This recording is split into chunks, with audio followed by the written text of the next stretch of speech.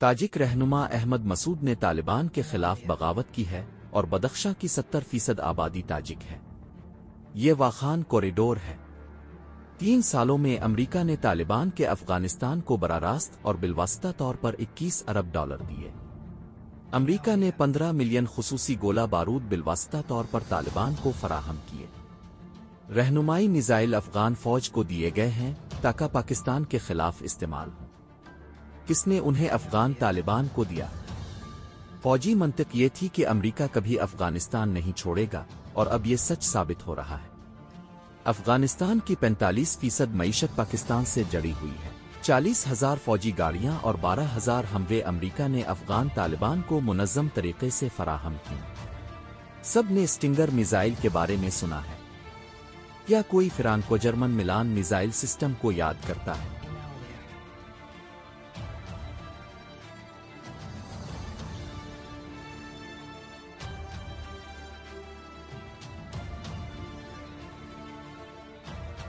امریکی ہتھیار $7 ارب مالیت کے نہایت ہوشیاری سے افغان طالبان کے حوالے کیے گئے۔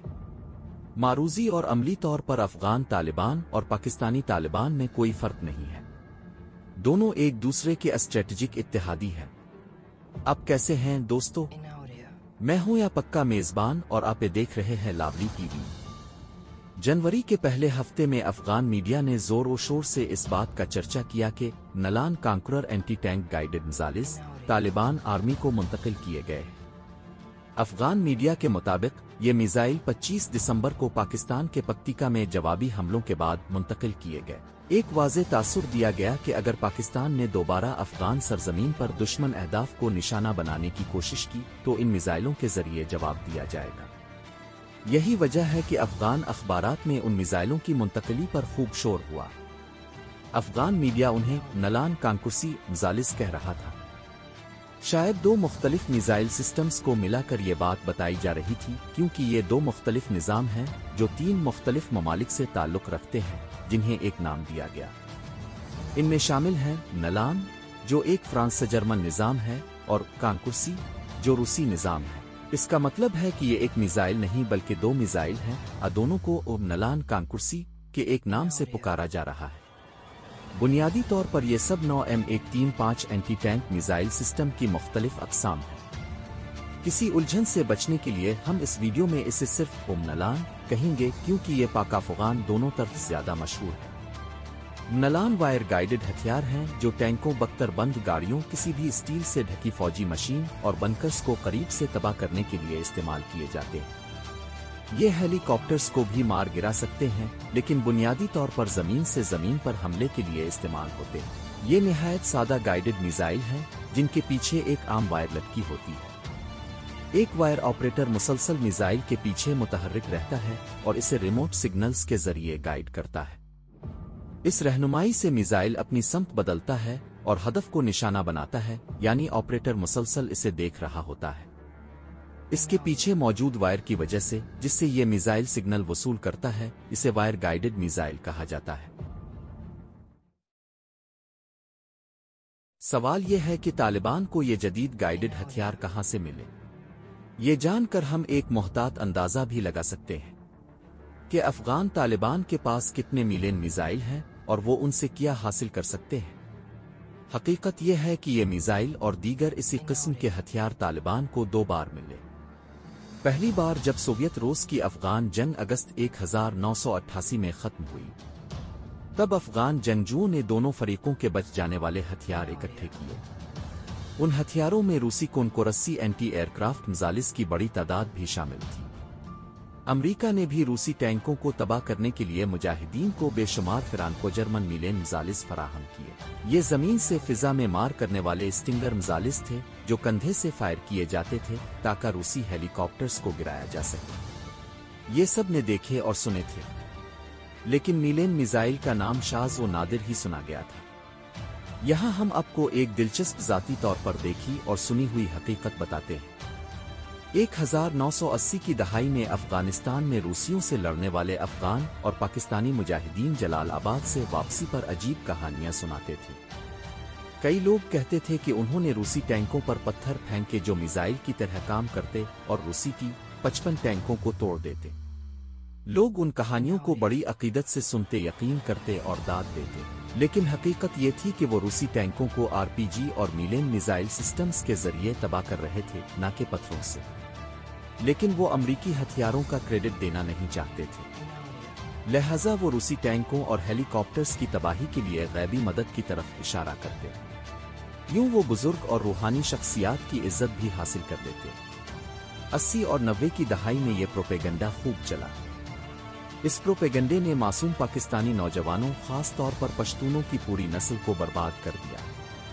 उन्हें बैन अल-अक़वामी अजीम खेल में आम मोहरे के तौर पर इस्तेमाल किया गया और फिर छोड़ दिया गया।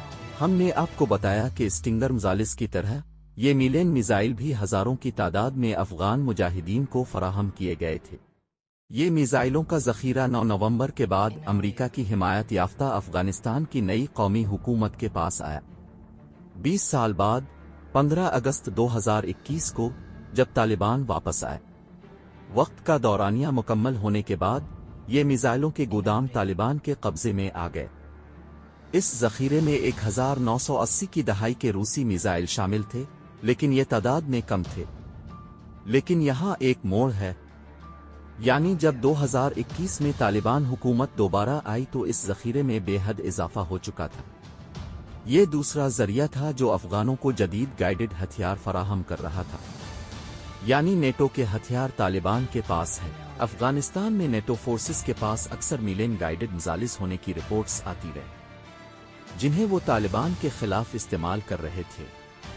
आपको याद होगा कि 2010 में फ्रांसीसी और अफगान फौज की एक कार्रवाई के दौरान गलती से 4 अफगान शहरी मारे गए थे। बाद में फ्रांस 24A में रिपोर्ट हुआ कि ये हलाकतें एंटी टैंक मिलेन मिसाइल के जरिए हुई थी। ये पहला मौका था जब अफगानिस्तान में फ्रांसीसी फोर्सेस के हाथों शहरियों की हलाकत की खबर रिपोर्ट हुई, लेकिन ये यकीनी तौर पर नेटो फोर्सेस के पास बड़ी तादाद में मिलेन मिसाइल्स के इस्तेमाल का सबूत था।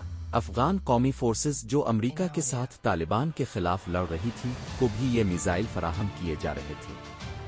13 साल बाद अमरीकी आला हुक्काम ने कांग्रेस में इसका सबूत भी दिया और वजाहत की कि किस तरह अमरीका ने इंतहाई हसास और जदीद हथियारों के ज़खायर मुनज़्ज़म तरीके से अफगान तालिबान के लिए छोड़े। सितंबर 2024 में अमरीकी ऐवान की खारजा उमूर की कमेटी ने 350 सफ़हात पर मुश्तमिल एक धमाका खेज रिपोर्ट जारी की। इसमें तफसील से बयान किया गया कि सदर जो बाइडेन ने फौजी माहिरीन की तशखीस और अफगान इत्तेहादियों की दरखास्तों को नज़रअंदाज करते हुए काबुल को तालिबान के लिए खुला छोड़ दिया। हालांकि फौजी माहिरीन कह रहे थे कि अफगान कौमी फौज तालिबान के खिलाफ लड़ने की सलाहियत नहीं रखती। सवाल ये नहीं था कि वो लड़ सकते हैं या नहीं, बल्कि ये कि वो कितनी जल्दी शिकस्त खाएंगे। दूसरे अल्फाज में अमरीका के इत्तेहादियों ने अशरफ गनी हुकूमत को जो कुछ भी दिया वो चंद दिनों में मुनज़्ज़म तरीके से अफगान तालिबान के हाथ में चला जाता। इन तमाम इंतबात के बावजूद अमरीका ने जदीद तरीन हथियार जिनकी मालियत $7.12 अरब थी अफगान फौज के हवाले कर दिए, जिनकी शिकस्त यकीनी थी। इस कमेटी की रिपोर्ट में बहुत सी तफसीलात हैं, लेकिन अगर हम सिर्फ बड़े हथियारों को देखें तो अमरीका ने तालिबान को 40 ऑपरेशनल तैयारे भी बराह रास्त दिए। इनमें MI-17 helicopter, Black Hawk, MD light helicopter, gunship और ट्रांसपोर्ट तैयारे शामिल थे। इसी तरह 40,000 फौजी गाड़ियां और 12,000 हामवीज भी अमरीका ने तकनीकी तौर पर तालिबान को दे दे। 2 दहाइयों में अमरीका ने अफगान कौमी फोर्स को मजमूई तौर पर $18.6 अरब के हथियार दिए। इनमें वो $7.12 अरब के हथियार भी शामिल थे, जिन्हें जो बाइडेन इंतजामिया ने तालिबान के कब्जे के दौरान जानबूझकर छोड़ने का फैसला किया। अप्रैल में अमरीका ने अपने इनखिला का ऐलान किया था और तालिबान के साथ दोहा में बातचीत भी जारी थी, और अमरीकी अफवाज को हुक्म दिया गया था कि तमाम हथियार तो तबाह कर दें या वापस ले जाएं।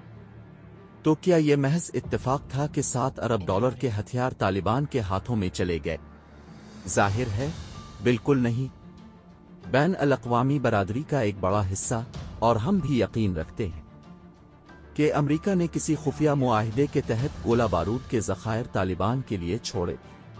ये साफ जाहिर है कि इसका कोई मकसद था। یعنی طالبان امریکہ کے اسٹریٹجک مفادات کا خیال رکھیں گے چاہے وہ خود موجود نہ ہو۔ ظاہر ہے ان گروہوں کو روکنے کے لیے طاقت کی ضرورت تھی جو امریکی مفادات کے خلاف سرگرم ہے۔ اگر امریکہ نے تمام ہتھیار واپس لے لیے یا تباہ کر دیے تو طالبان امریکی مفادات کی حفاظت کیسے کرتے؟ پھر امریکہ نے اعلان کیا کہ وہ اربوں ڈالر کے ہتھیار طالبان کو منتقل نہیں کر سکتا کیونکہ اس نے طالبان کو دہشت گرد قرار دیا ہوا تھا۔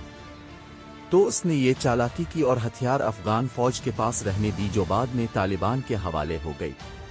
ایک اور امکان بھی موجود ہے۔ ممکن ہے کہ امریکہ ان ہتھیاروں کے ذریعے افغان افواج کی جاسوسی کر رہا ہو۔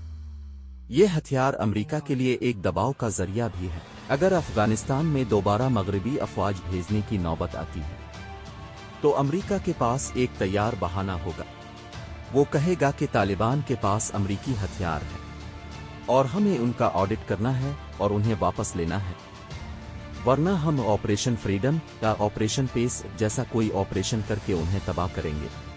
آپ نے یہ عراق اور شام میں پہلے ہی دیکھا ہے۔ امریکہ اور اسرائیل نے ان ممالک کو تباہ کن ہتھیاروں کے بہانے تباہ کر دیا۔ شام اس کی تازہ ترین مثال ہے۔ افغانستان میں موجود امریکی ہتھیاروں میں 15 لاکھ شلٹ ایمونیشن شامل ہے۔ اینٹی ٹینک میزائل، گائیڈڈ اور کیمیکل ہتھیار اس شلٹ ایمونیشن کے زمرے میں آتے ہیں۔ اس میں 42,000 نائٹ ویژن اور نگرانی کے آلات شامل ہیں۔